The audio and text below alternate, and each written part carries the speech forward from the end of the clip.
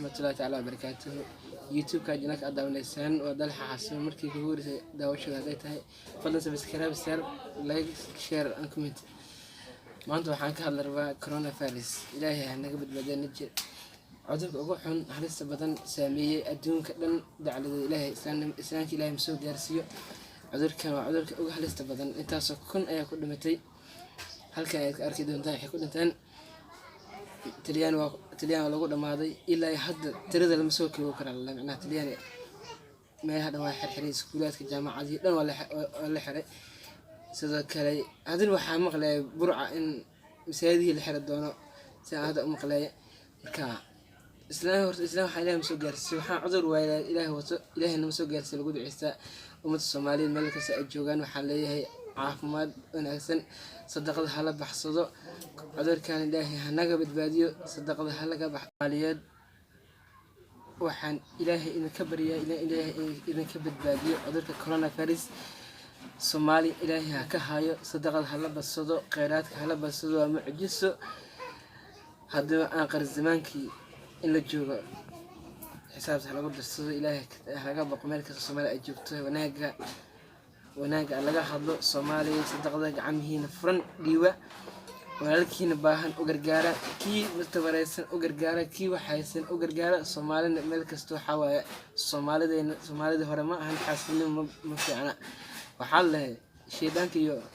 fircoon hadlayeen marka fircoon wuxuu yiri marka sheedan ana adiga waxa naga shirsa adduunka ma jira uu yiri waxa naga shirsa waa jira xaasidka ayaa u daran yiri adiga xaasidka hadii wuxuu yiri aniga sheedan macnaha dadka aniga macnaha waxaan iga dhigay xaasidnimada waa wiila wuxuu yiri inta kooda nin saaxiib aan ahaan jirnay wuxuu yiri marka nin dariskeyga aniga wuxuu yiri marka nin dariskeyga intaas xool buu qabaa xoolaas ka laay markaas toban xoolaan ku siinay neef oo lo aan ku siinay iska daa aniga wax ma dili karaa marka xaasidnimo ma wanaagsan waa min sharri xaasidin ila xasidan Soomaaliga wanaagsan wanaag ugu tabarruc kii waxaysan u gargaar kan walaalkaaga waxaysan u dhiirgelin hamigiisa macnaha qofka hadda macnaha dhiirgelin oo u sameeyo macnaha aysan kan maxaa siiyaayo maxaa u qabtaa maxaa sii karaa maxay kula tahay halkan maxaa u qaban kartaa birsi ajirka u heshid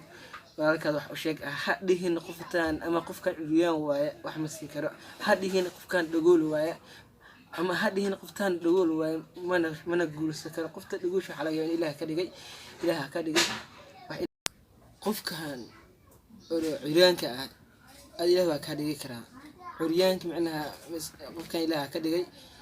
hadhiin qofkan curiyaan way curiyaan way hadhiin qoftaan dhagool way ilaahay ka dhigay in ilaahay ka dhigay laga yaabaa ilaahay ka cabsada ninka masaakiinta ama qofkan oo wax wadsi